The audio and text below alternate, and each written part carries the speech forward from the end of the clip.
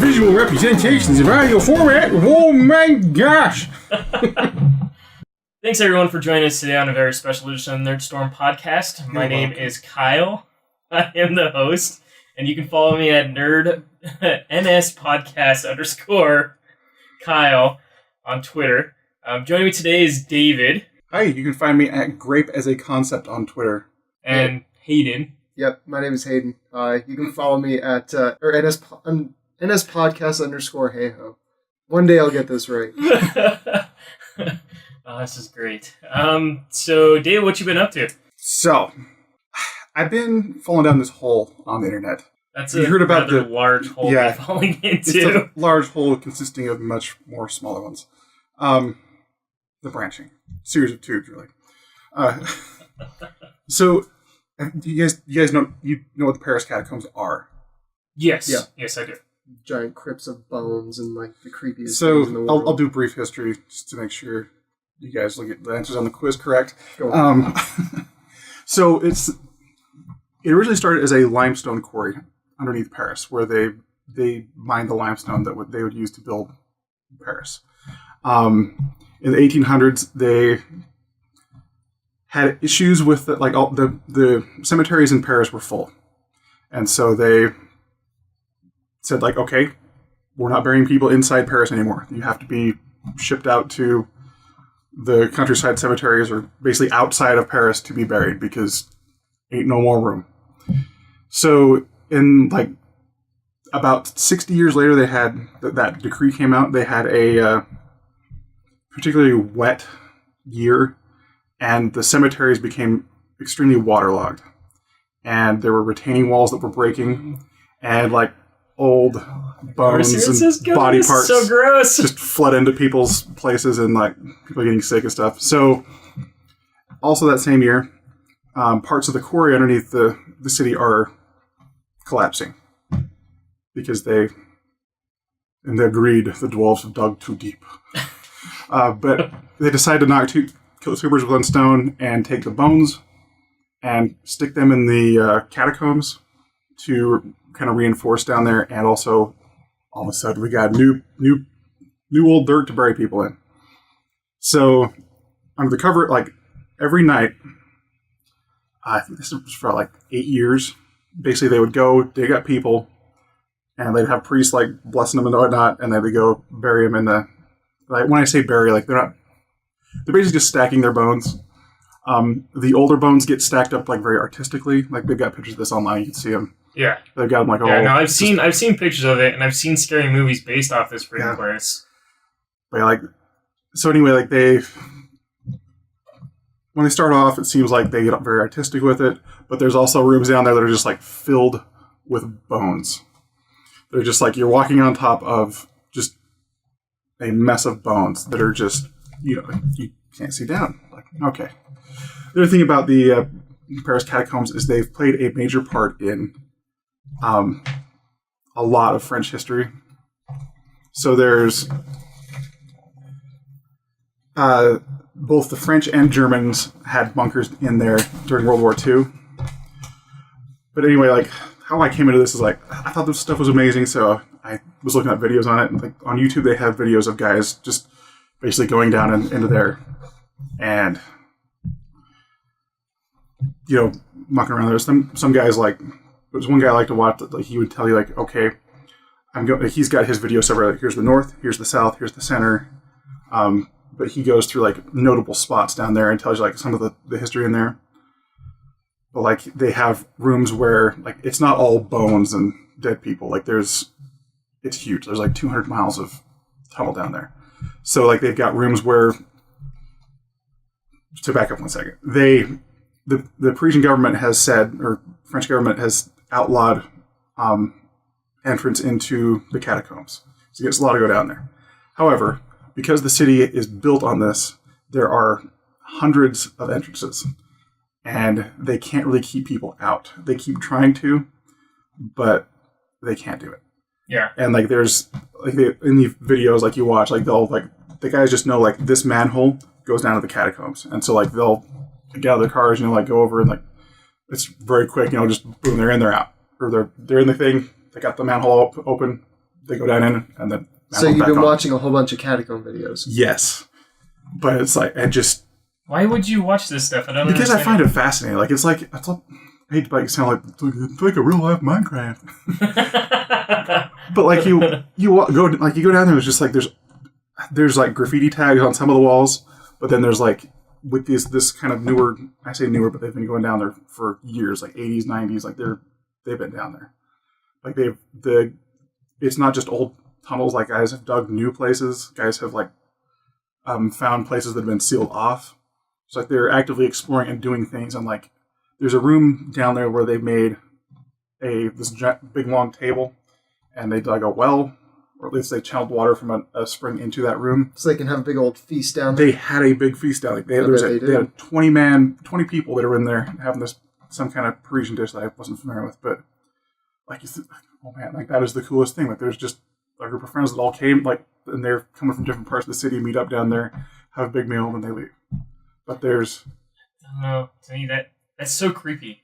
Well, the thing about it is like, hey, we're gonna hang out in this place where all these dead people are hanging out around us. The thing about it is like you're imagining like there's just bones everywhere, and there's not. Like they're confined to like specific parts, and a large part of that is there's a section of it that they will let you tour, and that has a lot of bones in there. There are 6 million people buried down there, but it's still not the entirety of the catacombs. Is not that.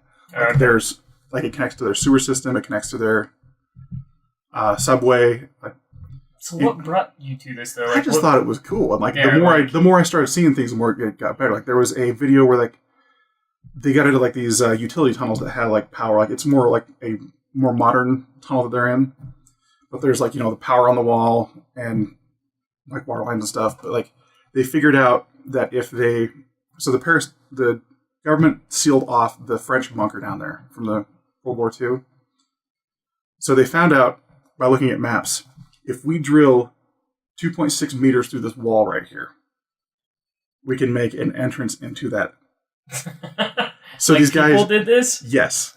These like 3 guys went down there with these pneumatic drills. They patched into the power down there, and they drilled for like 4 different sessions. Just drilled. Like, and there's a guy standing on a ladder drilling into the wall, like kind of like outlines, like he's got like this basically like a 2.5 by 4 foot hole in the wall, maybe 3 foot, but like it's just this rectangle in the wall. They're basically going to crawl through, and he like as he drills deeper and deeper, like he just kind of has to crawl in there, and it's super precarious, but like that's what they're doing. And there's a guy down below him with a bag that is like gathering up all the debris so they can get it out of there, so that people don't know that they've been doing this. But they drill through the wall, they make it through, hit the clay bricks of the red bricks that the bunker was built out of. Then they patch into the power that is running through that same tunnel they were coming from, run it into the bunker. The wiring is still all in the bunker. And they put in light bulbs, and then the next 2 nights they come down and they have this big party down there. Like have 100 people, a DJ, they put in lights and stuff and have a party in there. And this is actually happening. I believe this was like right underneath one of their like administrative buildings or something. Like really? The location of it. So it's a big old middle finger to the the people that are supposed to enforce this. So like, and like that was just like super cool. Like these guys just like, imagine they're sitting in their office like, do you hear that noise? It sounds like people are having a party. We can't ever. Well, where could they possibly be having a party? Yeah, like 400 feet under the earth. Okay. My feet feel weird. So is that all you've been doing this week is watching creepy videos on the Paris Catacombs? Or I don't just watch creepy videos. Like they're pretty educational. Like the guy will go and show like offices of like the foremans, and like he'll like sorry. It's just fascinating. But yeah, like I watch the videos like guys going down there and like how they get in and like where they're going and like what they're doing, and it's interesting and endlessly fascinating. But yeah, other than that, I started playing Destiny again. Rise of Iron. Yep. So I had like 1,000 hours. I was like 1,200 hours. Yeah, it was something like around after taking King. A lot. We had done everything in Destiny except for PvP. Well, you've done. I've PvP, done that, but man. But what I mean is like we did everything in Destiny when Taken King came out except for like beat the hard raid. And that was one thing. We just got super frustrated with that because like we we'd run the regular raid, but we couldn't get the gear to drop to get everybody to the item level that we could actually do the hard raid. And so it just got to this point where we just got like, well, we've run this raid like 20 times and we don't have the gear to continue. And so it was just like kind of a collective like hands just thrown up in the air, and we just kind of went to other games. But so anyway, what do you think about Rise of Iron so far? It's so the thing about like one of the things I found most interesting about Destiny was the Lords of Iron stuff, like the Iron Banner and stuff like that. I thought that was fascinating, and this is like all centered around that. And it's, to be fair, like I have a lot of negative to say about Destiny most days of the week. But I really like it. I really like this expansion. I don't know. We say that every time. So here's my issue. Okay, like, and I know I've said this to you guys before. Like, I don't know if I'm willing to give them any more money, at least more than I've already given them. Yeah. I mean, I bought the collector's edition when it first came out. You know, they came with all the extras. I bought, you know, the expansion pass for the Taken King. You know, I played the majority of the content. I may not have played as much as you guys did. Mm-hmm. But you experienced, like, through us, like, you kind of got, like, the greatest hits version. Yeah. And without doing the crappy grading, like, how? Yeah, and, like, my issue, and like I said, I know I brought this up to you guys, but Diablo 3 does the exact same thing. It's the exact same type of style of game. May not be first-person shooter, but you're grinding stuff until certain loot drops and all that. They've only released one expansion. So you bought the initial $60 game, and then you bought a $50 expansion. Mm-hmm. I spent $110 on Diablo 3 and have gotten more gameplay and time out of that because of all the additional free content that they give than what Bungie is given with Destiny. I mean, I think that's mainly my issue is that, like, I've always been under the understanding that the Taken King or the Rise of Iron should have been free for people who start playing the game in the beginning. That paid for things like House of Wolves and... Yeah, like, because House of Wolves and Dark Below, Mm-hmm. those were bullshit. That's what those were. Like, yes, they brought some additional content to the game, but that should have been content that was available for the game when it first came out. No, like, largely that game has been kind of an exercise in learning what other people already know. Yeah. To me, like, that's just, and not as a player, I think for Bungie themselves. Yeah. Like, it's been very ham-fisted game development. Like, I don't... Well, see, and I feel really bad. I absolutely love Destiny. I played the crap out of it when it first came out. I was really good at that game. I was enjoying it, and then I was like, oh, wow, they're going to charge me a bunch of extra money for stuff that should probably already be available. Like, to me, I just found that kind of ridiculous, and I know that the video game industry as a whole is trying to grow and learn, but I feel like this was the wrong direction. I think this is what people are hating about downloadable content, is that this stuff should have definitely been available when the game launched. Yeah, no, Destiny's got, like, they've got a lot of public stuff on there, how their game development went, but there's been just a lot of decisions where, like, World of Warcraft, I know we talk about it a lot, but I've said it before, like, it's a game that a lot of developers played. A lot of game developers played before they got into game development, and that they continue to play. And the things that they tackle in World of Warcraft as far as issues you have when making a game, especially in, you know, the loot genre, like, Blizzard's kind of solved that. And to not pay attention to those decisions that they've made in that game, or just blatantly discard them, is stupid. And I think they've really found that out. Like, that was kind of the story of Destiny, is like, okay, why is this so tedious, and why... But why not give something to people that, you know, experience the crappy version of Destiny? Because it's Activision. No, I mean, that is true. And I try to give Bungie the benefit of the doubt, you know, that a lot of these decisions are being made by Activision, but why is it that Blizzard gets left alone? Why is it that Blizzard doesn't have to deal with as much of it? Because Blizzard is... Because when Bungie came on, when they said that they got picked up by Activision, they said they had a very similar contract to what Blizzard has. Is that everything that they that might have been what they said, but that's not what actually happened. Yeah, well, obviously. And the thing is, Blizzard makes how many millions more? Well, yeah, and this is true. And Bungie put out, you know, one game, and then... I don't know, when Destiny came out, it was the most successful new IP in, like, the last 5 years? But that's not the most successful game. That's not a Call of Duty. Is it ever? Well, it was the most pre-ordered IP ever. Yeah. I don't know if it was the most successful ever. Yeah. Because I'm pretty sure a new game actually, or a more recent game actually took that one. And the thing about it is, like, they still I have think it was The Division, actually. those troubled years that troubled year where it was, Dark Below and House of Wolves, like that did not show well for Destiny. Yeah. You mean last year? No, last year was Taken King. Yeah. Yeah. Oh, man, that was a year and Yeah, a half. this We were game's on already year been out. 3. Yeah, That's we're on crazy. year 3. Hmm. Yeah, House of Wolves came out. Well, I mean, I guess it would have been. It was January, right? Yeah, it was the beginning of last year. House of it was Wolves, like I'm January. pretty sure was Yeah. January. And originally that was Because supposed the to have Dark a raid. Below was in what? It was November or something like that. It was like October or something. Maybe.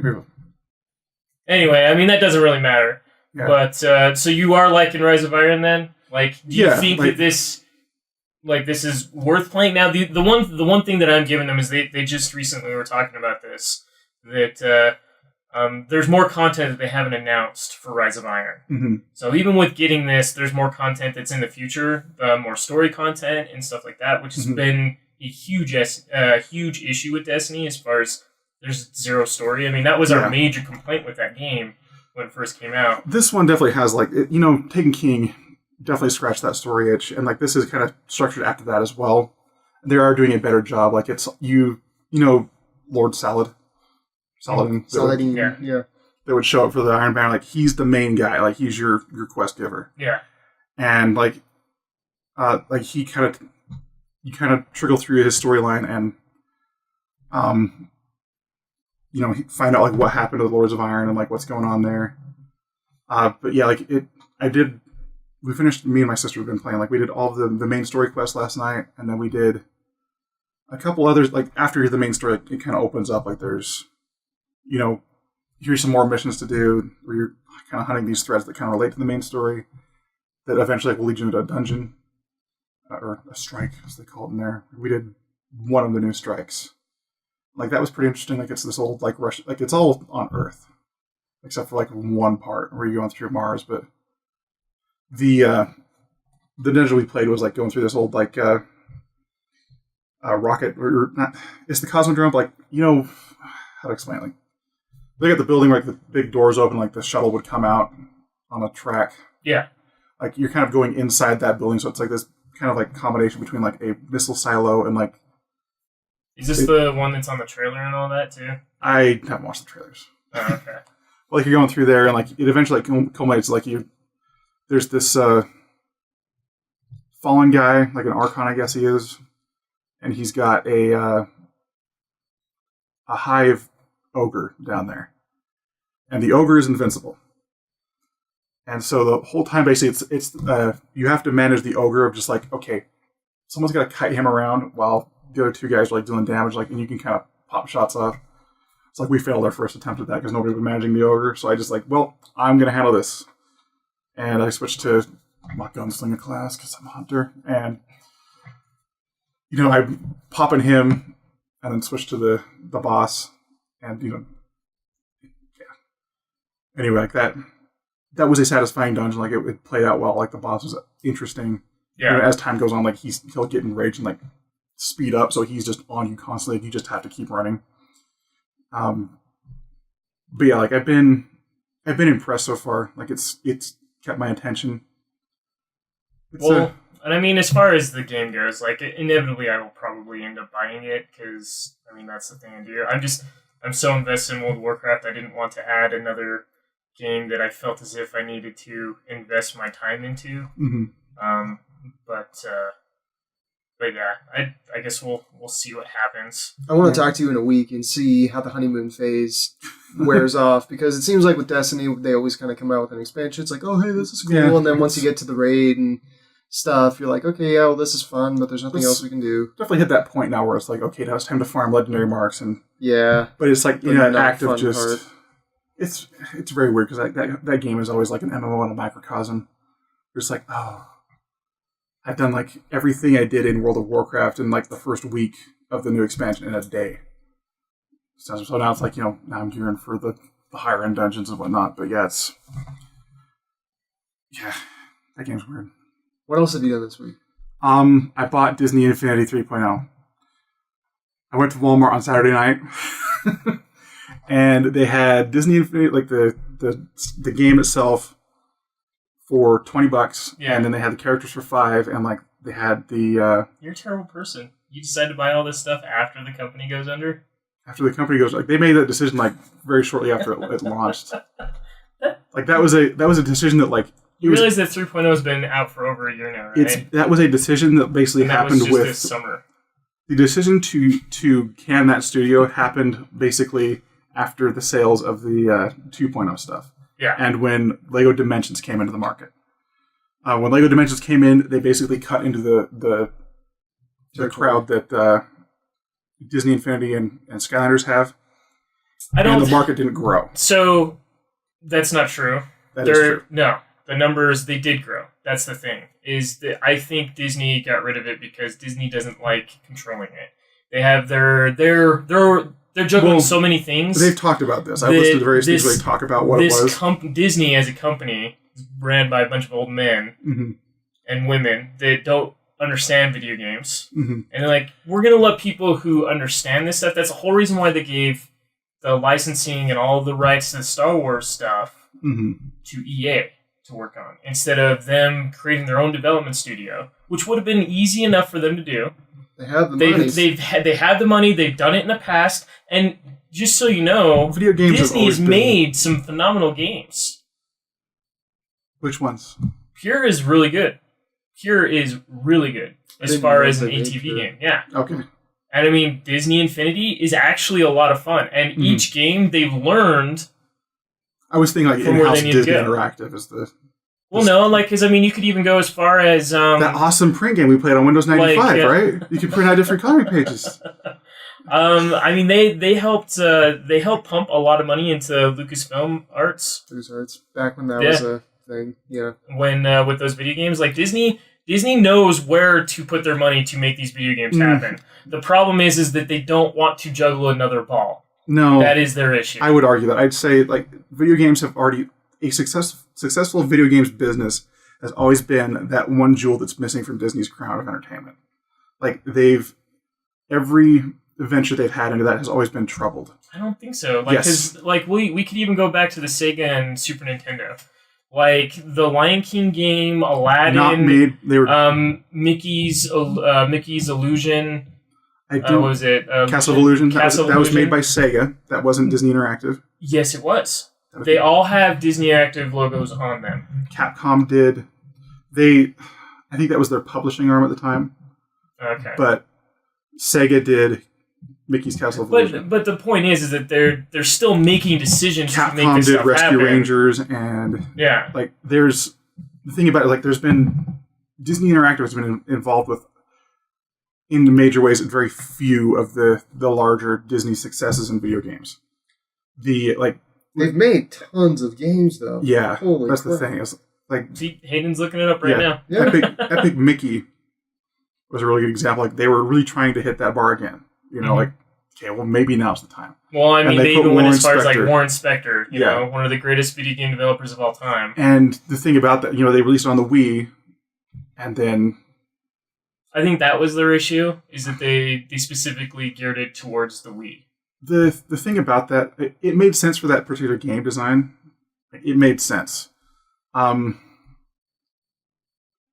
don't know that there's a way, like if you were in the situation to make the decisions for that game, I don't know that there's a way to make the right decision for it at that time and make that game successful. Well, because if you think about it, like, well, market research says, like, okay, games on the Wii are exploding. And we've got a game here where you're spraying paint around to repair and, you know, destroy things in an environment. Like, the Wii Remote, like, lends itself to that, you know? Like, it's a cheaper game to make. We can have it out faster if we make it on the Wii. Whereas with the other platforms, like, it is Mickey Mouse on systems with, you know, Nathan Drake and Master Chief. You know, like, Mickey Mouse kind of doesn't stand well in the light of those two. You know, Back during the time it released, it was all about the next-gen games. Well, like it was already a more mature... Yeah, it's a more mature Well, landscape for those other two consoles, whereas, like, the Wii made sense. And, like, you know, like, when Epic Mickey 2 came out, like that game didn't do well either. And, you know, they released it on the other platforms. But the other thing about that was, like, they had major issues with camera control. Like, it was just a chore to use that. And, like, I've tried playing through those games. Like, I own both of them. Like, I've never been able to make it through but like I still like I love seeing the stuff they do in there, like the ideas and like the stuff like they have like the Mickey jump. I mean, you mountain can level. see some of the ideas from that game get handled down into things like Disney Infinity. Mm-hmm. So, like, what specifically you been doing with 3.0? Well, I bought it, and I live with a 5-year-old, my niece, and I said, well, I originally went to Walmart, like, I need to get her something. She's been a good girl. It's time. And I went out there, like, maybe a new video game or something, like, looking around, like, I saw the stuff on, so like, okay, now's a really good time to buy this, and if Walmart's phasing it out, that means everybody else is phasing it out, too. Yeah. Yeah, like, Best Buy's phasing it, like, all of the big companies. The only one that I haven't seen actually phasing it out, for whatever reason, is GameStop. Actually, contrary to popular belief, they are. I went to 3 different GameStops yesterday, and they had, I know your favorite one, only had a few things on the wall. The GameStop in... there's a difference between lack of product and supply than phasing something out. Where GameStop is selling the figures still at close to the price that they were originally sold at. GameStop actually had them, like Best Buy and Walmart and stuff like that. They're trying to get rid of their supply. Yeah, GameStop is the one place like it didn't make sense to be buying that stuff, and that was kind of disappointing. But, like, you know, Walmart was selling the characters for $5. And Toys R Us was selling them for $15, but it was buy one get one free. Mm-hmm. And so I went to Target to try to find some. They had like the packs of like the power discs, and that was it. But they had a whole like section where the stuff was supposed to be, and then nothing there. Yeah, like it was like they had taken it and shipped it out, and they haven't done the changeover, which I think they do that kind of stuff on like Saturdays and Sundays anyway. If I remember from my time at Target. But, like, it didn't... Trying to... Like, going after that stuff now, like, it's not... I found everything that I was looking for. Like, I guess Toys R Us was kind of, like, the best place to find that stuff, but I didn't find everything that I wanted at Toys R Us, you know? I mean, I own a lot of the figures, like, right behind you. I have, like, the majority of all the Star Wars figures from 3.0. Okay, the only characters I'm missing from the Star Wars side are the Star Wars Rebels playset pack. I couldn't find that anywhere. Mm-hmm. And I got the... That was one of the first sets, though. You'll probably end up having to find something like that online. I guess. And then I needed Fear from the Inside Out. Okay. But I got all the Star Wars sets beside that, all the characters. We ended up with like Sam Flynn and Korra from Tron, and I got Spot from The Good Dinosaur, because Emma just loves him. And... we bought Mickey and Minnie, and then I got Donald Duck as well because she watches Mickey Mouse Clubhouse, so that's... we started playing that. Like it's I don't know. Like I haven't done any of the playset stuff, but on the surface, like it's very similar. The toy box stuff is very similar to the stuff that's been there. Mm-hmm. It'll let you like generate a random level. So like we did a like treehouse thing. Like there's these big trees, and like you kind of can climb up the side of them, and like the branches kind of all intertwine. Like it was interesting. That was kind of interesting. Of like I got ideas from doing that random stuff. It's very similar to Minecraft. Where, like, okay, I see a landscape and I can kind of bend this to my will. Do whatever you want to do with it. Make something cooler than what's already there. The way I've always described Disney Infinity, as far as the toy box is, like just when you're a kid, when you went into your bedroom and you dumped your toy box out and you were starting to do certain things with your toys to build an environment for your action figures to run around on. I did that crap all the time when I was a kid. And that's exactly what Toy Box Mode is. Mm-hmm. The difference is that it gives you an actual visual representation of what your brain is saying. The interesting thing about that is the inside report that they got from some of the guys that worked at Avalanche was that that was the game they were trying to make, where everybody plays with everybody. You know, Luke Skywalker is playing with Captain America. Yeah. And the thing about it was the people at Disney were the guys that were trying to stop that. That's why you had the separate playbox stuff where, like, well, they can play it on the toy box, but like when we're going into, you know, the Marvel universe, Wreck-It Ralph doesn't that's a marketing, more of a marketing strategy. But it doesn't. Have you noticed that every time that a new Kyle, stop right here. Stop. Yeah. You have 3 little girls, and Batman will play with Dora the Explorer, and they will ride Princess Celestia. If your child understands this, Well, I'm not Why doesn't a I'm not saying it's corporation right. that owns everything? I'm just saying I know that what Like, they're doing. The thing about it was like the more they got to play with it, like the more like they got feedback. It was like, well, I like that I can play with these guys in the same game, but I don't understand why I can't play with them all together at the same time. Yeah. And that was always the thing that they kept pushing for, game after game. And that was that intro level where they tried to do this. You know, they paint the picture of like, okay, they're all here. You know, here's Mickey Mouse and here's Buzz Lightyear. You know, like they're all here. Like that was always the thing that they were trying to go for that they kept getting shut down for. And like every time, like the game that they were working on that was supposed to be Disney Infinity 4 was going to be that. But you know, that's by that time the plug had been pulled. Oh yeah, and like I said, and that stuff was because it was mismanagement by Disney in the lane of the different groups decided what they would make. Like if you're making Marvel characters, Marvel decides what characters you're making. Yeah. And the thing about that is Marvel also decides how many of those characters you made. It's like the thing that made them shut down was because they overproduced figures that didn't sell. Mm-hmm. And they Marvel chose figures that didn't make sense. Like there's what was it? The Kung Fu guy?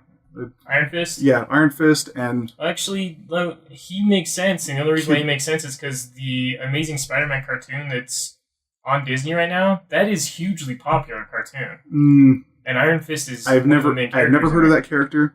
Your mother has never heard of that character. Your grandmother has never heard of that character. Well, are you watching this cartoon? No. Okay, but there's millions of children that are watching this cartoon and seeing him. But that... Not only that, but he's voiced by one of the more popular...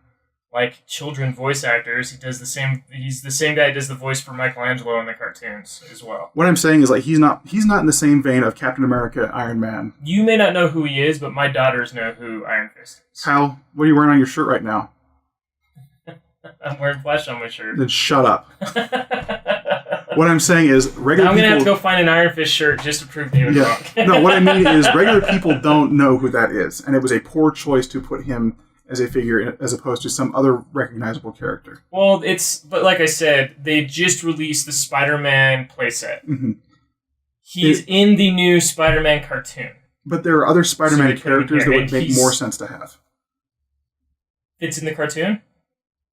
Have you seen the cartoon? No. Okay. They're branding the game with their cartoon. Yeah, that's what I'm trying to tell you. Yeah. It's the same thing that you brought up. That was the issue. Is that I don't know who Kung Fu Captain Man is, and nobody else does. He didn't sell. I win. They kept trying to brand their game towards whatever popular piece of other media they had. But, I mean, talking about kid games, though, Hayden, what have you been playing lately? I haven't been playing much of anything lately. Lots of World of Warcraft, a couple of fun mobile games that I find for free on the App Store. Still working on developing another prototype game. So. Of what? Imagine the arcade. Imagine, if you will, the classic arcade game Breakout, where there's the little paddle, there's the ball, and you break the bricks. Now imagine you're the one. Okay. Are you comfortable sharing this on the podcast? Because we're recording right now. That's fine. Okay. If we end up publishing it, this is a copyright. Hey, don't take it. But there's a stamp and time to this now. Yeah, hey, first use. But imagine you're the one placing the bricks and snowballs and stuff coming up and hitting the bricks, and So you're reversing the roles of now, instead of being the paddle, the AI is the paddle, and you're the one placing the bricks. That's actually kind of cool. Yeah, it's interesting. I'll definitely bring it in and show you guys once. I'll tell you if it's good or not. Yeah, I'm sure you will. I'll grade it on the IGN scale. You like to do that. On the IGN scale? Yeah. 9 out of 10. 8 out of 10. Because you know Hayden? No, it's a 3-number scale. It's 7, 8, or 9. But, I mean, as far as what I want to talk about, I kind of want to talk about some of the stuff that we discussed at the end of the We're not going to talk about what you've been doing? I've been playing World of Warcraft. Oh, it's dumb. Yeah. It's for babies. No, it's not dumb. It's not for babies. I play a lot of that game's great. I love that game. Absolutely adore it. My hunter is amazing in every way and aspect, and I do more DPS than just about every single class in the game. Even aspect of the cheat. Oh, man. Yeah. Anyway, I kind of want to jump into some of the stuff that we were discussing at the end of last podcast. Specifically, some of the Sony stuff. So Sony had another boo-boo. Sony... Imagine that. And actually it wasn't Sony that came out and said it. It was Bethesda. And Bethesda came out and said that they are not going to allow mods on the PlayStation 4 for either Fallout 4, which has been out for over a year now, or almost a year at this point, and for Elder Scrolls Skyrim Special Edition that comes out at the end of October, due to the fact that Sony won't allow them to. Mm-hmm. So for this entire time, we were thinking Bethesda was having issues getting the mods to work because they've always had issues with Sony. I mean, Skyrim was a mess on the PlayStation 3. They couldn't get the game to work right on the PlayStation 3. They had to delay the downloadable content for PlayStation 3 over and over and over again, to the point that once the DLC was out, like the Game of the Year version of Skyrim was due to come out just a month later. You know, like they had lots of problems, so everybody just assumed, okay, well, this is supposed to happen. This is the issue that Bethesda has with Sony for whatever weird reason. Somewhere the technology isn't syncing. But that was PlayStation 3. Yeah, that was PlayStation 3. Mm-hmm. So we would assume that things have been fixed. The PS4 but there's already been events that have happened in the past yes, that could make us assume this. The thing about that is the PS4 was originally conceived to eliminate those kinds of problems. Exactly. And exactly. It actually is. Yeah. But come to find out, a few weeks ago, Bethesda made a comment saying that mod support will not be coming to Fallout 4 or coming to Skyrim, and instead of trying to give some roundabout way of talking about it without blaming the company, they just straight out said, and it's all Sony's fault. Yeah. Like, we can't do this because Sony won't let us do it. Straight up gangster. No, like, they deserve it. There's a lot of people that are like, is this true? Like, is there some truth to this? I'm going to say this is 100% true. Mm-hmm. Primarily due to the fact that I don't think a company like Bethesda would just be willingly let the bus run over one of their leading leading company for hardware right now. I think that's probably a lot of, like, we worked with you guys so much to get this crap going on your machine. And then all of a sudden you're telling us no. Yeah, and now you throw this kind of stuff, like, where we've already made our intentions clear, you're just doing this. Like, that's kind of like, well, see, and burn that bridge. The thing is that's the way I'm understanding is Sony knew what was going to need to happen to make this mod support stuff happen. Why not just come out at the beginning and just tell Bethesda, we're not going to let you guys do this. We don't trust this technology without it hurting us in some way. Mm-hmm. Like, that's what it's got to do with. Sony's scared. They're always running scared when it comes to anything that's going to hurt them as far as network. And this could also be something that they just don't understand. I mean, that's actually probably more of what it is. It's more that they don't understand it. And they saw this, like, a similar issue explode on Steam. Yeah. With mod support and Bethesda games. Yeah. So maybe, like, they're... Yeah. Plus, if they did allow mods on the PS4, knowing Sony, they would try to control what mods are on there. They wouldn't want, like, big titty mods or, you know, naked female guard mods. Well, I think so. This stuff is a bit more controlled than the stuff that we get on PC, because you can't just go anywhere on PC or on the Xbox and just big titty mod. I'm gonna download that. Like, you can't just do that anywhere on the Xbox. There's a direction that Bethesda and Microsoft are giving you as far as the mods go. So we're on PC, like the whole the internet is, you can fall into it and, you know, never stop falling at that point because it's never ending. My Little Pony mod for Skyrim. They can't control that. That should have been the next release of downloadable content. Licensing. But what's up with these bad decisions that Sony's making? This doesn't make any sense. It makes perfect sense. Well, okay. It makes perfect sense because they've done this stuff in the past. However, it seemed like they were learning, like they... this is true. They will make stupid decisions. And they have... You know, PS2, they were doing great, and they were listening to people. In PS3, they felt like they were the best in the world. We can't be touched because look at the PS2. Like, this is a decision that is reminiscent of that time. And there hasn't been that much time between PS3 Sony and PS4 Sony. Yeah. I really believe that the success of the PS4 is Sony saying the right thing at the right time. I don't think there's actually been a change as to how they believe they're doing business.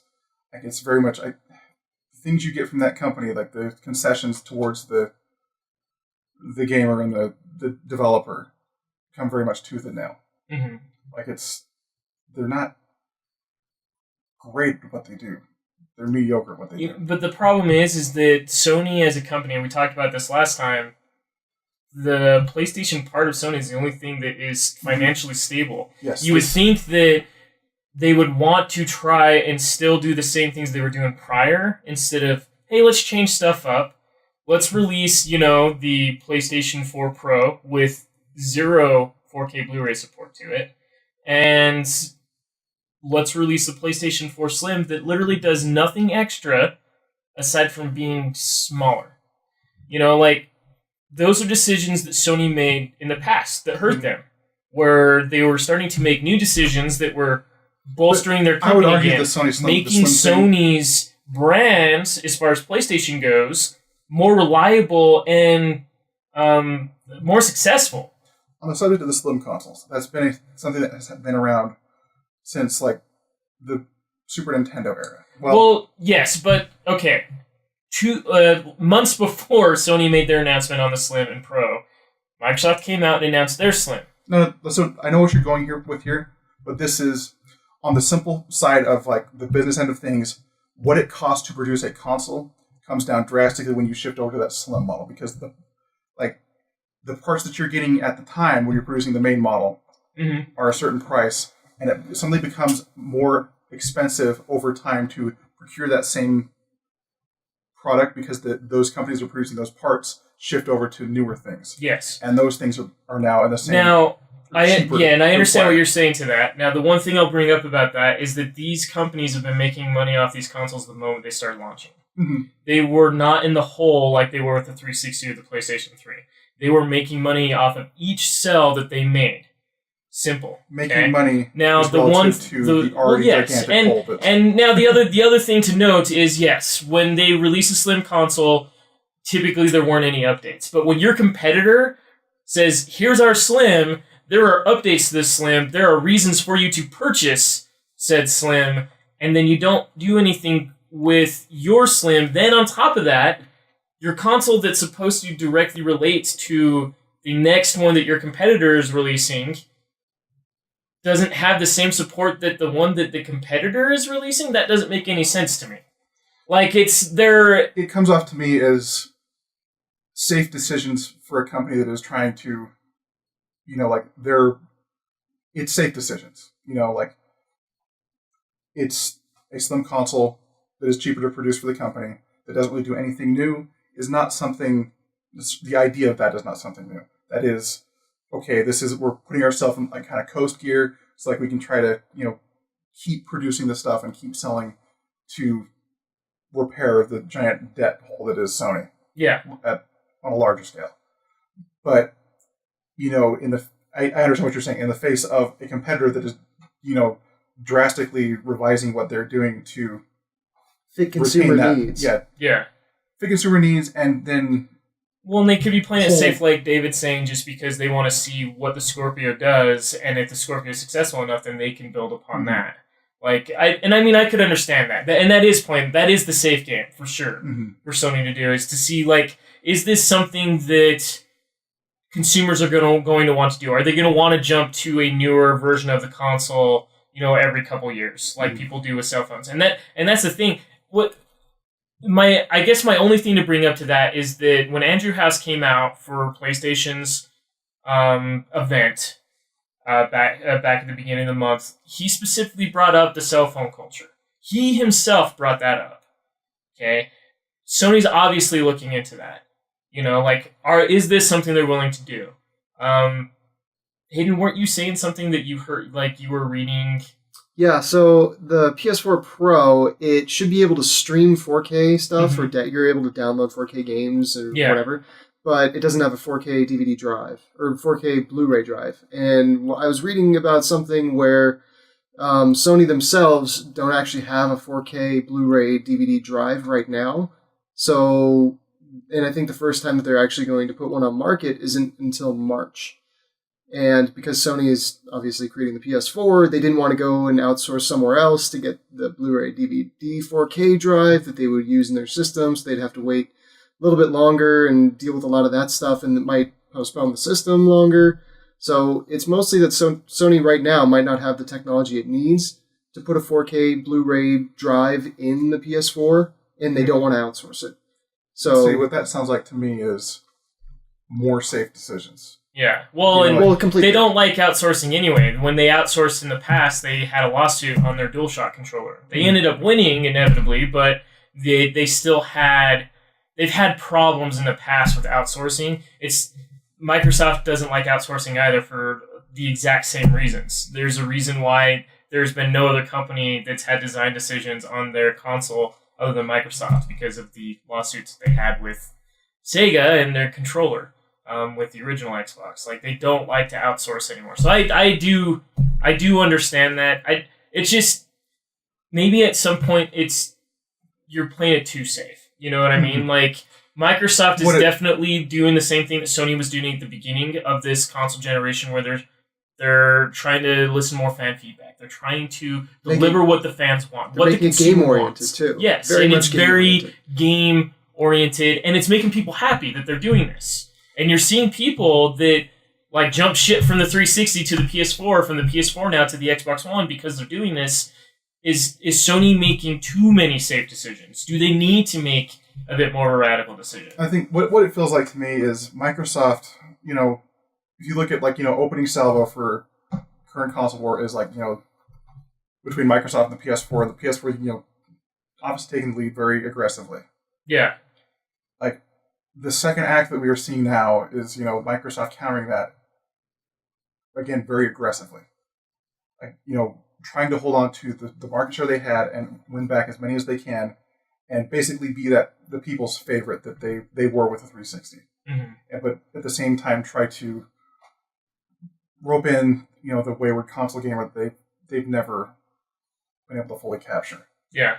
But really try to listen like that. That's always Phil Spencer's thing, is listen and respond to what the consumer wants. Yeah. And that, that feels like very much like Microsoft thing. And like at Sony, if Microsoft can pull that stuff off, Sony doesn't really stand a chance. But unless they start doing it too. But Sony doesn't have the PC market. True. Sony has their console market. And, like, the thing about it is, like, the PlayStation 2 gamer went to the Xbox 360. Mm-hmm. There wasn't a lot that went to the PS3. Like, the numbers showed that. Well, and that had to do with price point, though, at time. Third-party support. I don't want to say it was too much of third-party support. I think it was more of the price point and the fact that Xbox Live existed. I would say third-party support was a major part of that. Because where the third parties go, where the more games are, like, that console seems stronger. And Sony alienated a lot of people with their architecture. Like, it was very difficult if you were making games for the 360. Like, if you were a third-party publisher that had to produce games, the 360 architecture was very similar to what you already were producing. Games like, if you're making a game, okay, I can easily port this stuff to the PC, but if I want to make a PS3 version of this, I had to build this thing on the PS3. Yeah. Yeah, exactly. And that was a major issue. Mm-hmm. So, like, you saw a lot of companies were like, okay, there was a lot of exclusives for the Xbox just because of that. Yeah. So to go beyond that, as far as the radical decisions go, there's a little slight news about the Nintendo NX that we've had going on, and it's due to Ubisoft's CEO. People were specifically asking him if he knew anything or if there was anything he wanted to talk about when it came to the NX, and he explained specifically why he was excited for the NX, and quoting him, he says, "I think once again the interface is very attractive. It's a machine that will be easy to use for all gamers. They have built in something that will give us a chance to really have a different experience from what exists today. That's what I like. That they come up with something new that is adapted to what we actually want now." To hear this coming from Ubisoft, first and foremost, is a pretty big deal for Nintendo, I think, because if if there is a company that Nintendo alienated more than ever, it would be this company, because this is the one company that is essentially stood behind them. With Assassin's Creed 3, with Assassin's Creed and Watch Dogs and Just Dance, and like, they released a lot of third-party support for the Wii U, and Nintendo didn't give them anything for that. You know what I mean? Like this was a company that stood by Nintendo no matter what. And I wouldn't say no matter what, but I mean they really did. But like, I would say when yes, they felt as if they didn't jump out of everybody, they were the ones it. that were there. Like they were a success story on a console that only Nintendo was a success story on. Yeah, exactly. And So during a separate presentation, he called it a fantastic machine, going on to explain that I think it's a really new approach. It's really Nintendo coming with something new, and we love it. Specifically stating that Nintendo has learned from their mistakes with the Wii U. Pixar, it didn't happen. Yay! I mean that is the problem. Is that like David said, Pixar, it didn't happen. We don't know anything about it really. Like nothing. Yeah, and this is actually really crazy. After launch, we haven't had any crazy leaks about this system. Everything that we've heard is all rumor and speculation. We've seen what the controller might possibly look like. We are hearing that it may be cartridge over an actual disc format, which would be interesting to go backwards instead of frontwards. I mean, I guess it doesn't really matter at this point. Memory's memory. But it's going to be interesting to see what Nintendo actually has up their sleeves. I know a lot of people are kind of just waiting, and we're all salivating for any NX news that we can possibly get. But I still wanted to bring this up because I thought this was a really good thing to hear from, as far as from a development company and a publisher stating not only one, but like I said, with their history that they've had recently, they're like, no, this is really good. This is something that's going to be really awesome. We're super excited for you guys to finally get to see it. I mean, you can only say so much without Nintendo, because it even goes into it's difficult to answer that before the NX is revealed. What we see is that Nintendo has learned from the Wii U. All publishers learn from what they do and then come with something new and more attractive, which I think is the case here. So he's understanding that Nintendo is obviously learning from their previous problems, and which is really cool. When do you guys think we're going to actually hear an announcement? I'm going to say at least October. And I think we already kind of talked about this last time. Is October is what I'm thinking. I got a better question. When Nintendo makes an announcement, will we actually hear it? Yes. Could it fall upon deaf ears? Okay. Like, just because Nintendo had issues with the Wii U, anytime Nintendo actually talks, people want to listen. And I think it's due to the fact that we don't hear from Nintendo as much as we hear from Microsoft and as much as we hear from Sony. So typically when we do hear something from Nintendo, it stands out. It stands out. It's a big deal. And that when they say yes, when we have our next Nintendo Direct, and it's all be about the NX, like everybody's going to want to listen to that. Like it wouldn't surprise me if they break records or break the internet because of it. I think it's very unlikely you have a situation like the Wii, or even close to it. You mean as far as successful as it was? I mean as far as like the launch. I'm not saying that that's what you were specifically getting at, but I think it's going to be. I think Nintendo burned a lot of people, both developer and consumer alike, and I think their response to this will be muted.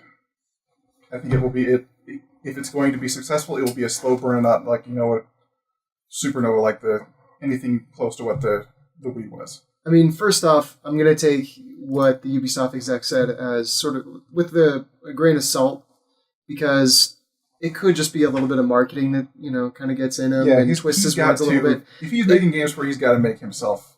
Exactly. Like, he has to sell the system because that's what his games are going to be on. Mm-hmm. So you have to, even if, they're changing a couple of little things, executives always have to say, oh, there's all this new stuff that you've never seen before. So anything that he says, you gotta be a little bit careful on. Well, but they've already said that they were no longer going to support the Wii U with any of anything other than Just Dance. And that's just good business, I think. No, it is, but why go as far as saying that it's going to be a great system?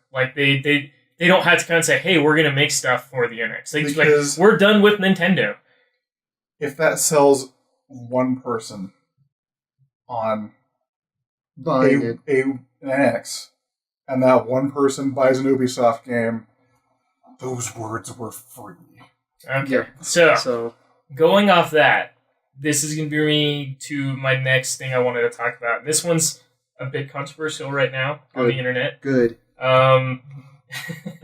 Very controversial. Has to be. Which I actually find to be a little silly, to be honest. In all seriousness about it. But Palmer Luckey, the guy that helped develop, and he's like the founder of the Oculus, is a avid Trump supporter and anti-Hillary. He's not necessarily, or at least what he said is that he's not necessarily a Trump supporter. He's an anti-Hillary supporter. Yeah. So this whole story that you'll get into here in a sec is just him donating a bunch of money to anti-Hillary stuff, not necessarily him donating money to Trump's campaign. Yeah. So well, I mean, he's put money into Trump. He's put money into a company that is somewhat pro-Trump. That is pro-Trump. He's back to the point of helping Trump out. Let's just put it that way. Sure.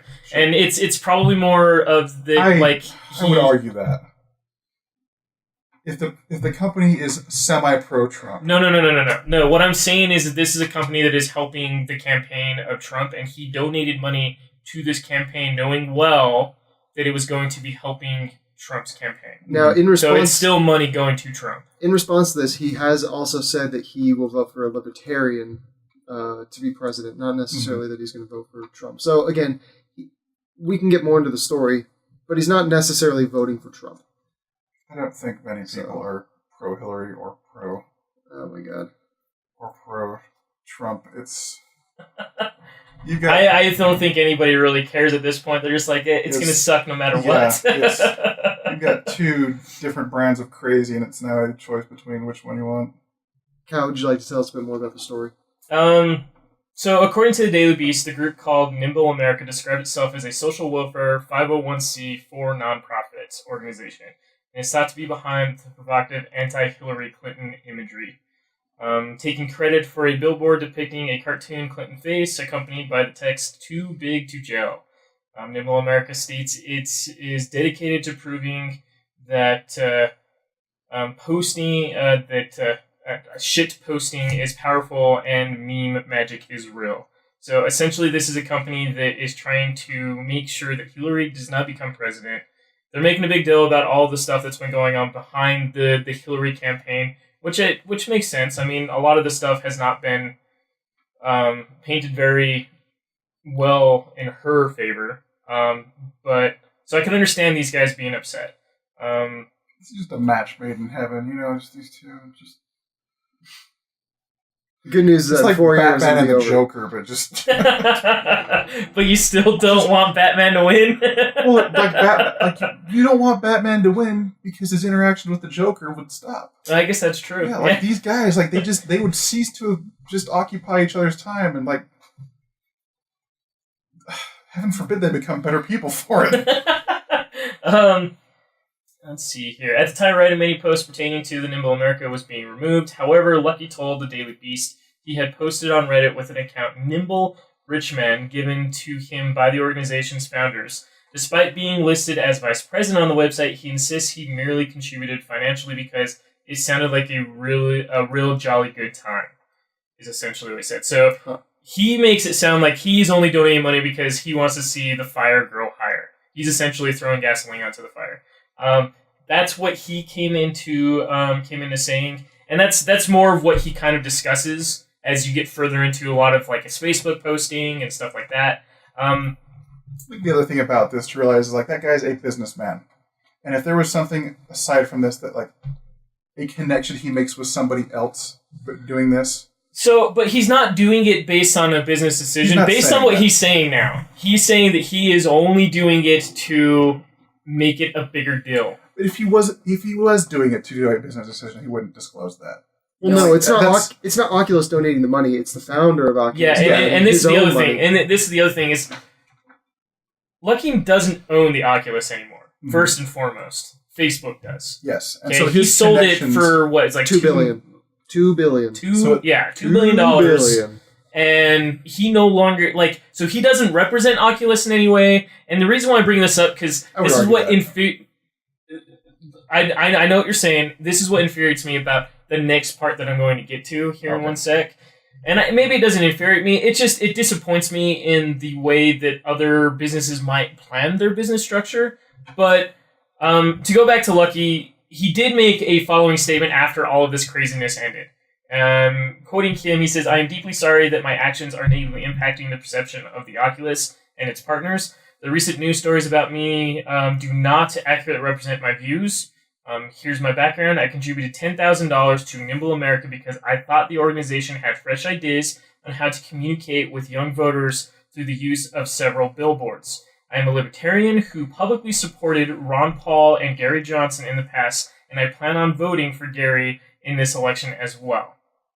I am committed to the principles of fair play and equal treatment. I did not write the Nimble Rich Man posts, nor did I delete the accounts. Reports that I am a founder or employee of Nimble America are false. I don't have any plans to donate beyond what I have already given to Nimble America. Still, my actions were my own and do not represent Oculus. I am sorry for the impact my actions are having on the community."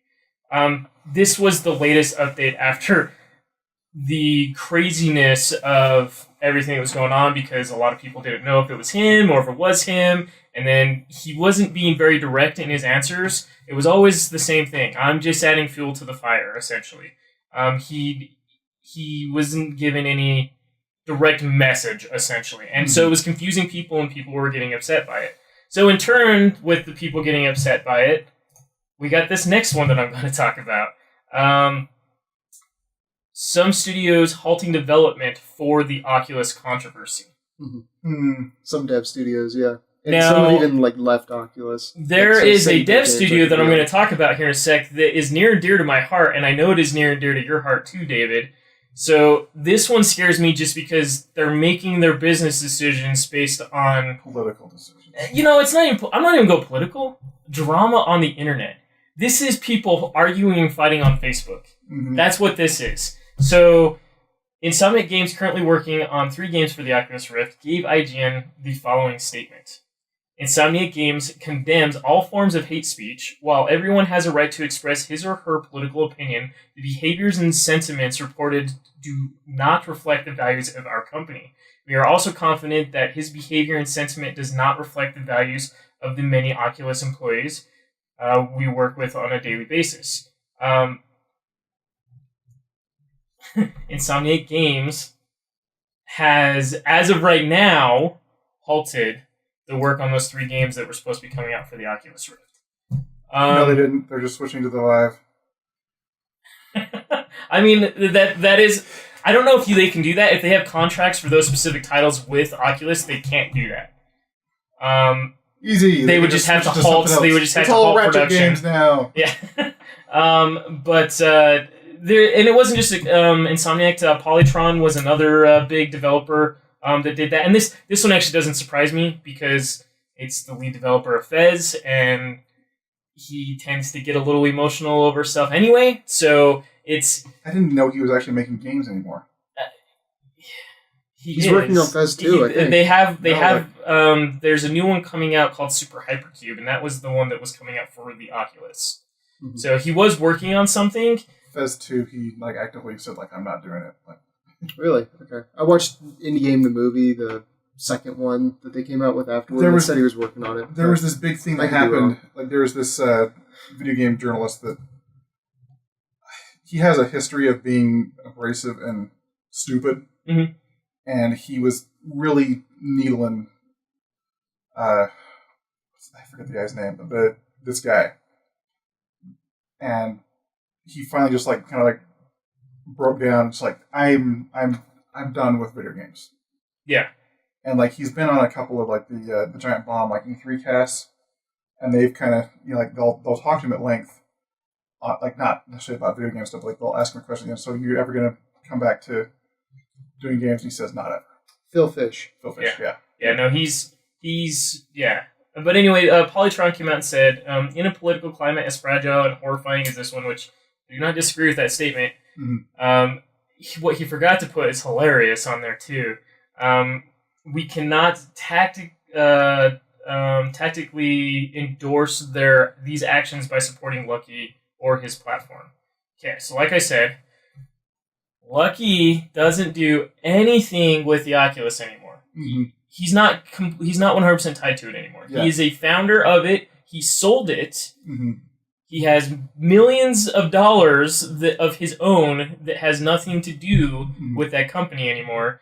And these people are all basing their decisions, and these are business decisions, on drama on the internet. Because I can go through all of Lucky's statements again with you guys, but he himself doesn't say any of this stuff.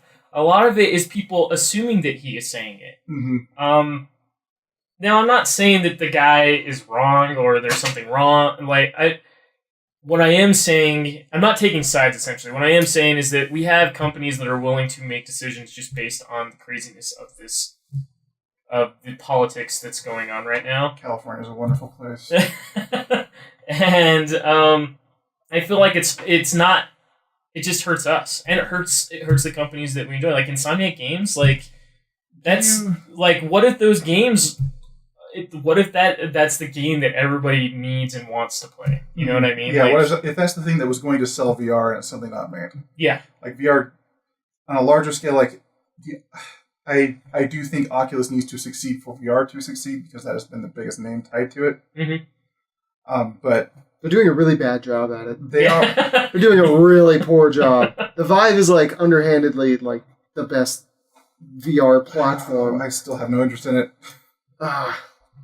It's cool. But I say this as, not concrete plans to buy either at this state, but that purely stemming from the fact that there's nothing I need to play on it. Yeah. But I guess back to the original point that I forgot. You were going to tell me what it was. I was going to tell you what it was, what your point was. David, I got bad news for you. I don't read minds. My wife wishes I could read minds, because that's what she wants me to do. Oculus to succeed. Was that it? You really want Oculus to succeed? It needs to succeed in order for VR to succeed. Yeah, like it's the kind of thing. Less VR games being produced is not a good thing. Yeah. Especially with companies, like I said, Insomniac Games. Like they make some of the greatest games that we've ever played. Do you guys remember Shadow Complex? Mm-hmm. Do you remember the crap that was going on around that when that game came out?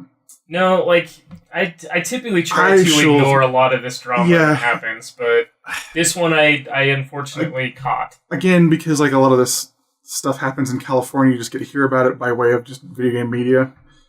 But because they're all based out of California. But so Shadow Complex is a game made by Chair. The game was based on a universe written by Orson Scott Card. Orson Scott Card has been very active in his like kind of anti-gay marriage vendetta. Yeah, I guess if you want to insert term there. Sure. Varying degrees of. Anyway, when that game comes out, there's all these people online that say, well, I can't buy it because Orson Scott Card's involved and he's anti-gay. Like yeah, but there's probably a lot of people involved that weren't or don't even care about that stuff and just do it because that's their job. Yeah. And so like there's all these debates on it, and like. Well, I mean, the same thing happened to the Ender's Game movie as well. Like people are like, well, we're not going to go see it because he was involved with it, and he's like, no. They gave him a bunch of money, that way they could make the movie, and the people that made the movie and stuff like that don't care. And it's very sad that people can't differentiate this stuff, but at the same time, like one of the main points they put online there was guys saying like, well, you shouldn't boycott anything like this, even if you would like it. If you like it and you're boycotting it just because this stuff is involved, it was ostensibly like trying to hurt someone financially so that to take them out of the conversation. It's like in America, like the state of free speech is there for a reason. Yeah. And to if Orson Scott Card was making these statements and whatnot, following this argument against gay marriage, like you don't need to. You should be able to have your argument with him through your own outlets with the parties that are employed to make those arguments. Not so much like, well, let's let's attack him because he's attacking this. Like let's pull fun, like let's attack everything that he could have been involved with because that in turn sucks money out of his accounts and it impedes his ability to have it impedes the ability to have the conversation as opposed to let's have the conversation and decide it based on logic and social decisions and things like that. Well, somehow there's the phenomenon that people somehow put one person's opinions and dealings above the hundreds of other people that are involved within the process. Hundreds of thousands. Yeah, exactly. So, like, for this Oculus thing with the developers pulling out and stuff, this is just one guy who's not even at the company anymore. He made $700 million and decided, nope, I'm out. I'm good. 24 now. I can do other stuff. And there's all these hundreds of people developing this thing. There's tons of consumers that would probably buy this stuff. And instead, they're just deciding, nope, because this guy did this thing. Not to mention that like he didn't really do anything. He put money towards something, and then he made a statement that, I just wanted to, add more fuel to the fire. It was like $10,000. And then after that, there were other things that happened that he didn't have any actual involvement with. And people got so intertwined with this drama that happened on Facebook and Twitter and all that. You wonder why people say, like, keep politics out of your workplace. Yeah. This is why. Yeah. Yeah. Yeah, I mean, the only thing... So the last thing I'm going to say to this, the last important note to this, is that if you are a person of, I guess, famous stature in some way, you should probably try and keep that stuff as close to the chest as possible. Well, the thing about it is, like, he didn't... This is something that somebody else dug up. Like, he wasn't out there saying, like, I did this. Yeah, I mean, this is true. Like, all he did was he gave them money because he liked the billboard. That would be a great time to just cut to more billboards like Dirty this. Laundry, the song. Dirty Laundry, the song. That should be what we're going on. But to go to a more positive note. I have no idea what you're talking about. It's this song from the 80s. 80s, 90s? It's discussing, like, it's commentary on how the news has become more banter and Fox. Like the moms do when they get together and they just kind of chat. Yeah, rumors and hearsay and stuff, and like who did this, who did that. Yeah, all speculation instead of actual news. Yeah. It's the best part about it is it's just skyrocketed over the course of the years. Yeah, well, that's what gets ratings. Well, it is, and that's the exact everything in the song. Yeah, but anyway, to get off the political notes, please no more politics. Yeah. Oh my god. Bubble-headed bleach blonde comes on at 5. To get to something a bit more positive, something that is the gleam in her eye. Real near and dear to my heart. Something I grew up with. I'm sure that all of us grew up with some iteration of it. David and I grew up with the same iteration. Hayden, I'm sure, grew up with some iteration of it. Power Rangers. Mm-hmm. Super excited about this new movie. Don't know any of the kids playing the Power Rangers, but that doesn't surprise me any. What's that? No purple stuff. No ooze? No ooze. No Ivan ooze. Did you want to eat? Or at least nothing they've announced so Did far. Did you want to eat the ooze? It's my favorite. No, I never wanted to eat the ooze. That I thought it was just like purple pudding. No. Actually, the ooze in that actually reminded me of. Do you remember the stuff that you could buy, like the Nickelodeon ooze stuff? The gack. Yeah, the green stuff. Yeah. I did a science project one year stuff. To we could make it. It's Elmer's glue and borax soap and food coloring. Really? So you can. It's easy to make. Well, Elmer's glue, does that mean that stick to his hair and stuff? There's a chemical reaction with the borax that reduces the viscosity of it. Okay, good. That eliminates that reaction, so it basically becomes a gack. But it literally, you get a tub of Elmer's glue and a box of borax soap, and you just mix them in measurements in a bowl, and it becomes a gack. I'm pretty sure that you can buy certified Nickelodeon gack on Amazon now. But you don't need to, is what I'm telling you. Okay. Well, I mean, this recipe is on the internet. Like, it is not. It's just still have to buy Elmer's glue and borax soap, though. Yeah, but that's infinitely okay. Kyle, I'm asking you, would you want a big jug of gack to just be anything you want it to be at any time? I need that Nickelodeon branding on there. I need the Nickelodeon name. No, you don't. The Nickelodeon name's not on there. It's not as good. It is. I did a science project on there. What's your experience with Nickelodeon GAC, Kyle? Did you even own GAC? I did, yeah. How many? How many? What color? So I had green and purple. This one time when I was in elementary school, I stuck silly putty in my pants and not in my pocket because I was trying to take it to school to play with it. And I instead of keeping it the egg, I just stuck it. Everybody has an image of where did David put this silly putty? I stuck it between my underwear and my pants, and that's an image. Yeah, but the thing about this is the age where pockets are too small to actually get your hands in. It's I could take it to school and play with it because I really want to play with my silly putty. I was maybe 5.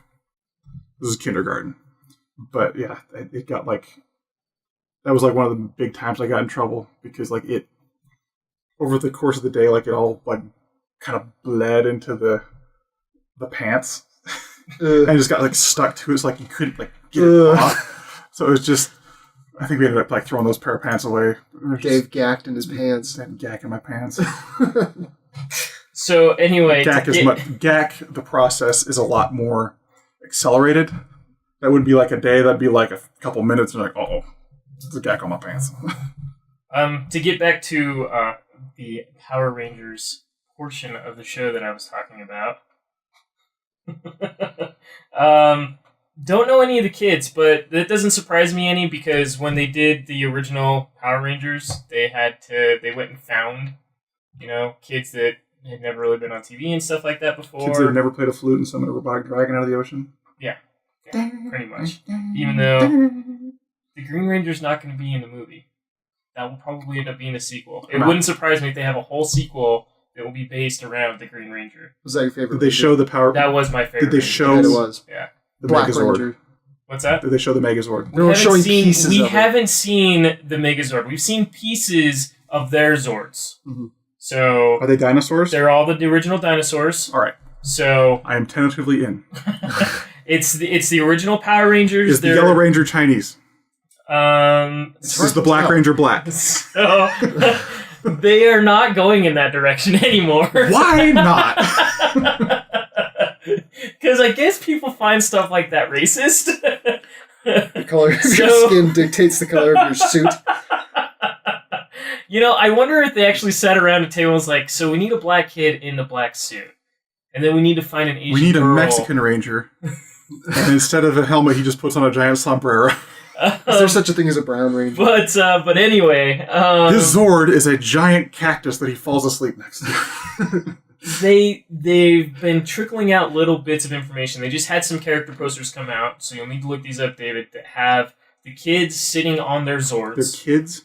Well, How they're old? Teenagers. Yeah, they're probably... the they're actors essentially are probably kids my to age. us, but they're teenagers, yeah. So they have the teenagers sitting on the Zords. This is wrong. We get a gritty reboot with 40-year-old Power Rangers.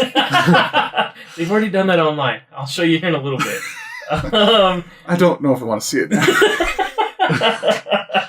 But they had these character posters that came out. They actually have they showed off pictures of what their new their Transformer, they're like, what do they they're like call this the little things they use to transform into yeah, the they're Power like Rangers. I know what you're talking about, like that button thing. Yeah, the and they had the Morphodex. little coin and stuff on there for, Tyrannosaurus Rex or Mastodon. And anyway, so they just showed off some of that stuff. They keep making these crazy announcements on all of the supporting cast. The supporting cast is insane. So Michael Caine is playing Zordon. No, Bryan Cranston is playing Zordon. Nice. Who's Bryan Cranston? So he's the guy from Breaking Bad. From Breaking Bad? Malcolm in the Middle Dad. Malcolm in the Middle Dad? Oh my god, he's in so much good stuff. I have him. Godzilla. Did you see the new Godzilla? So I've seen his face for Breaking Bad, but I'm not watching that garbage. It's really good. It's a good show. That's what Just everybody because says. people like it doesn't mean it's not good. So here's the reason behind Bryan Cranston being because he looks good bald. No, he's actually in the original. He was in the original show as Zordon. He was the robot. I think he did. No. He did supporting stuff, like voices and stuff like that, voice work for the Power Rangers TV show, the one that you and I grew up with. Huh. But he was such good friends with all the rest of the people they named a character after him, Billy. Billy. The Blue Ranger? Cranston. Oh, That's wow. what his last name is, Cranston. That's cool. Like, so there's a lot of stuff, like, so he's directly tied to the Power Rangers universe, and he will be playing Zordon. So Bryan Cranston will be Zordon. I'm not done yet. There's one. There's still two others. Elizabeth Banks as Rita Repulsa. Who's Elizabeth Banks? You're killing me here. You do not know. I'm not done. So, I mean, so No, who's she was Elizabeth in Banks? she did the voice in the Lego movie for Wild Style. Okay. She's also Don't know her face. she's in Does she look 40 like Wild Style? Virgin, Zack and Mary. How yellow is her face? I'm not asking if she's So, Chinese, by the way. That is Elizabeth Banks right there. She's absolutely gorgeous. She doesn't look like a Lego person at all. No, she doesn't. Her hair's not black with like pink and teal in it. She's not dating Batman? But she's going to be Rita Repulsa, Darkness. and That'll be good. which is pretty cool. And here's the big one. This is the one they just announced a couple days ago, which kind of threw me for a loop. But then I started thinking about it, and I was like, it makes sense. Bill Hader Nice. is going to be Alpha 5. He's funny. Who's He'll Bill pull it Hader? off. So, Oh my god. David, really? Really? Oh my god. Okay, so Bill Hader, he's in things like he was in Saturday Night Live. He's in Superbad. He does the voice for Fear in Inside and Out. The one freaking character I couldn't find at the store. Yeah.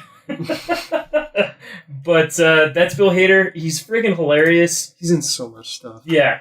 He's wonderful in Bob's Burgers. He'll be doing the voice He's in for Bob's Alpha Burgers? 5. Yeah. Who's he in Bob's Burgers? He's Jimmy, the carnival guy. Yeah, I don't know if the his one name is that's Jimmy. If I've seen any with Hey kids! yeah, the one that was always getting in What? trouble and Yeah. stuff like that. But wants to rob banks. Yeah.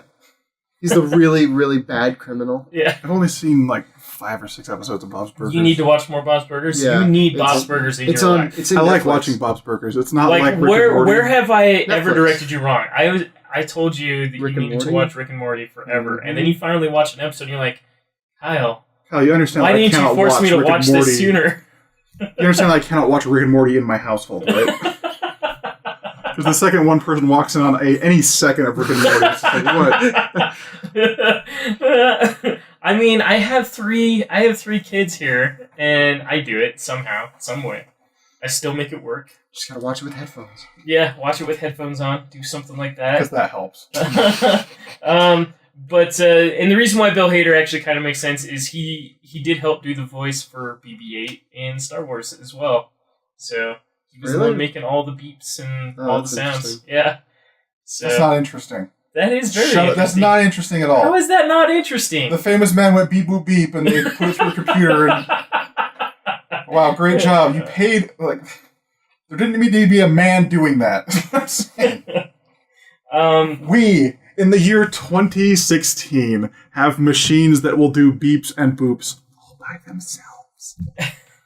This is very true. This is very true.